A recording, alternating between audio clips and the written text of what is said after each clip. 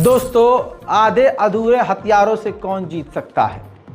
हिम्मत होना अलग बात है, लेकिन एक तरफ जहां अमेरिका, ब्रिटेन, इजराइल की ताकत हो, अमेरिका और यूरोप के हथियार हों और दुनिया की तमाम ताकतें मौजूद हों, उसके आगे आप क्या और कितना लंबा समय टिक पाएंगे?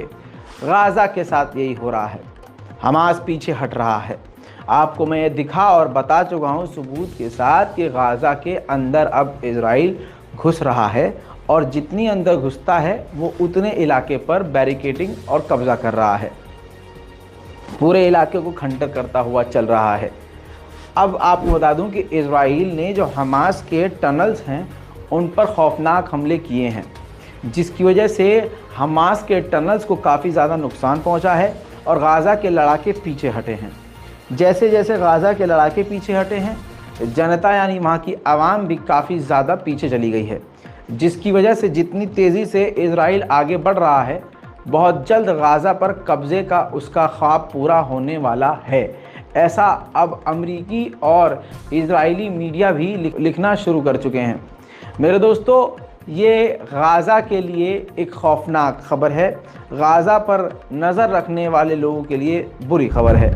वहीं दोस्तों, इसके बाद हमास का एक बड़ा बयान आया। उन्होंने कहा कि हमने पहली बार सुसाइड अटैक किया है, यानी बिल्कुल आपने सही समझा, सुसाइड अटैक किया है और अब ये जंग और ख़तरनाक हो गई है।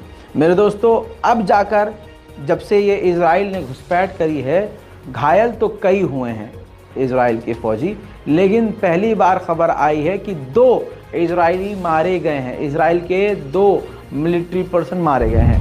आपको पता है कि इजराइल का मकसद क्या है? गाज़ा पर कब्जा करना। दूसरा मकसद है फ़िलिस्तीनियों की नस्ल ख़त्म करना। सोचिए, जबलिया कैंप में 60,000 लोग मौजूद थे गाज़ा के, उसी कैंप पर इजराइल ने हमला कर दिया। और हमास तो इसकी वो आईडी हो चुकी है कि इसको दिखाकर हमास, यहाँ पर हमास है, ऐसे करके वो कहीं भी हमला कर रहा है। यूएन के दफ्तर उड़ा दिए, संयुक्त राष्ट्र के दफ्तर उड़ा दिए, वेयर हाउसेस उड़ा दिए, क्या कह के हमास है। अस्पताल उड़ा दिए, क्या कह के यहाँ हमास है। जनता पर हमला करा उसने जबलिया कैंप में, क्या कह के यहाँ पर हमास है, जिसमें 400 से ज़्यादा लोगों की मौत हो चुकी है। अल्लाह अकबर, एक ही झटके में 400। जस्ट इमेजिन आपके आसपास 400 लाशें पड़ी हों, इमेजिन कीजिए।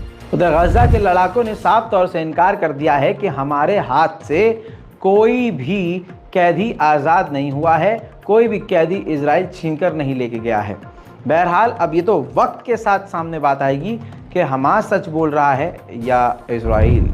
उधर वेस्ट बैंक में तो कत्लेआम जारी है। फिलिस्तीन के वेस्ट बैंक के इलाके में 24 साल के एक व्यक्ति को और मार दिया है। 24 साल का एक बच्चा, जिसको और मारकर, गोली मारकर कत्ल कर दिया है। इसी के साथ सिर्फ वेस्ट बैंक में फिलिस्तीन के इलाके में 124 लोगों को 7 अक्टूबर से अब तक मार चुका है इजराइल। गाज़ा की हालत कुछ इस तरह से आप और हम समझ सकते हैं कि जो फिलिस्तीन के एनवॉय हैं यूएन के, उन्होंने साफ तौर से कहा है कि ये जो गाज़ा है ना, ये ज़मीन पर जहन्नुम बना हुआ है। उधर यूएन ने फिर से बात कही है कि अभी भी ज़बरदस्ती इजराइल लगातार इलाकों को खाली करवा रहा है और लगातार अस्पतालों को खाली करवा रहा है, लगातार ज़बरदस्ती लोगों को एक जगह से दूसरी जगह भेज रहा है। चाइना ने यूएन के अंदर इजराइल को जलील करते हुए कहा कि इजराइल नंगा हो रहा है, बहरा बन रहा है, बहरा बनने की एक्टिंग कर रहा है। जो भी इंटरनेशनल कम्युनिटीज़ इससे सीज फायर को कह रही हैं, ये उसको इग्नोर कर रहा है। जो ये मिलिट्री ऑपरेशन कर रहा है, ये एक सॉल्यूशन नहीं है, इससे कत्लेआम बढ़ेगा, हालात ख़राब होंगे। उधर ओमान के विदेश मंत्री ने डिमांड की है कि इजराइल जो गाज़ा के अंदर कर रहा है, इसकी हर तरीके से जांच होनी चाहिए। वहीं आपको बता दूं कि बाइडेन के लिए अब बड़ी मुसीबत खड़ी होने वाली है। जो मुस्लिम नेता हैं, जो खुद बाइडेन की पार्टी में हैं या दूसरी पार्टी में हैं, और जो एक्टिविस्ट हैं, उन लोगों ने मिलकर ऐलान किया है कि हम मुस्लिम वोटर्स को अमेरिका में मोबिलाइज कर रहे हैं, इकट्ठा कर रहे हैं, और हम इसी के साथ 2 काम करेंगे। पहला ये कि हम फंडिंग देना बंद कर देंगे, गवर्नमेंट को किसी भी तरह से पैसा देना बंद कर देंगे। साथ ही हम बाइडेन को 2024 के चुनाव में वोट नहीं देंगे। दोस्तों, इसके बाद उन्होंने कहा कि हमारी डिमांड यह है कि अगर तुरंत सीज़फायर नहीं करवाया बाइडेन ने तो हम बाइडेन को वोट नहीं देंगे। मिलियंस ऑफ ग्रुप में हम लोग लगातार बात कर रहे हैं, मिलियंस लोग जुड़ चुके हैं, लाखों लोग हमसे जुड़े हुए हैं। बाइडेन को दोस्तों तगड़ा नुकसान होने वाला है। अमेरिका की मुस्लिम संस्था जो सबसे बड़ी है, the national Muslim democratic council, उन्होंने चिट्ठा लिख दिया पूरा। ये देखिए, रॉयटर्स के सोर्स से आपके सामने। दोस्तों, बाइडेन को इन्होंने लिखा कि जिस तरह से आप इजराइल के कत्लेआम को अनकंडीशनली, बिना शर्त, आंख बंद करके सपोर्ट कर रहे हैं, इसके बाद से हम आप पर किसी भी तरह से भरोसा नहीं कर सकते। आप उसको फंडिंग कर रहे हैं जेनोसाइड के लिए, इसके बाद हम अमेरिकी मुस्लिम आप पर किसी तरह से भरोसा नहीं कर सकते। दोस्तों, यह है सबसे इंपॉर्टेंट अपडेट जो आपको कोई नहीं बताएगा।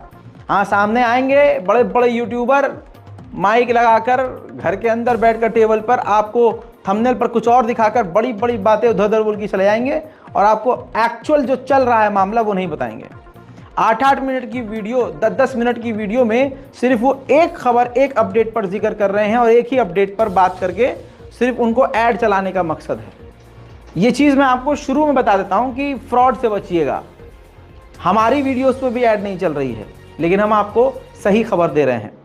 बाकी आप लोगों के लिए यही बार कोड इसलिए लगाया जा रहा है कि जिसके दिल को एहसास हो कि हाँ, रज़ाग्राफी काम सही कर रहा है, इस्तेमाल कर सकते हैं। जय हिंद।